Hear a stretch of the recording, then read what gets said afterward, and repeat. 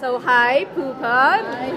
Nice seeing you dito sa Everything About My Wife premiere. So, first off, kamusta? How did you like the film? The first half of the film, I was really happy.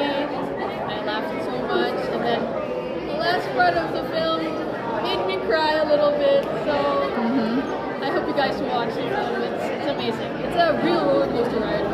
So, Pupa, dahil may song ka na Dead Flowers, parang na-connect mo ba siya dun sa film? Oh, the Dead Flower, yes. Yeah. My first ever single, Dead Flower, is about watering the dead, The Dead Flower. Wishing it will begin. Yeah! Oh, nga. Pero I like the Cebuano song rin. Yeah. Yeah. Maybe if they're gonna do like a teenage version of, kasi parang it's more of angsty teens. Yeah. So speaking of song, you have this DPTA, did I get right? Oh yeah, my latest single. Yeah. Can you tell me what's your inspiration behind DPTA? Oh, DPTA is just me kind of torn between going home, being homesick, and pursuing my dreams here in Manila. So my song is Tagalog and Ilonggo and English. Trilingual. So Pupa, why Pupa? Why not any other name? Is that like your name? But if you don't mind, what's your like full name? My full name is Francesca Alex. Okay. Ang layo. Pero bakit naging Pupa? Paano naging nickname? When I was in puppy back when I was a baby.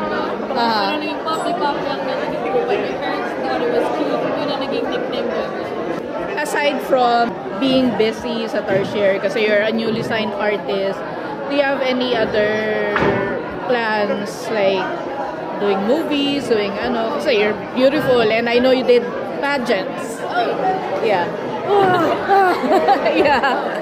I'm planning to pursue music muna. Yeah. Maybe the rest. Maybe I'll get some projects here and there, but I wanna be a full-time musician. Do you play instruments? I do. I play the guitar, a little bit of everything actually, but I don't master any. So, ano yung description mo sa genre mo? I'm leaning towards alternative rock. Yeah.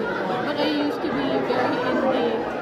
That's why I'm doing. Pero it's kind of mixed. Yeah. Any favorite rock stars? Oh, favorite rock star. I would say, is Jungkook a rock star? I love Jungkook. He's my idol, my crush, my everything. I can see that. Yeah. Yung parang kilig ni Jeneline kay Sam Milby dun sa pelikula nakikita ko ngayon. Yeah. Since I mentioned mo si Jungkook, of course, K-pop, how about P-pop? Like SB19, ganyan. Do you have any like biases sa SB19? Well, I really like BTS at the moment. But I don't memorize all their names. But I really love their songs.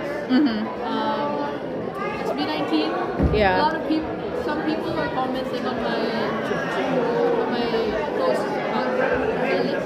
I'm not sure. Really? I am not sure. What? Can you take me back? What happened there? It would be a really nice collab if possible.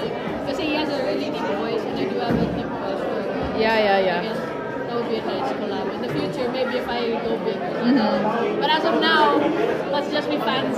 Yeah. Last question, bonus lang. Ano yung opinion mo sa ano ngayon?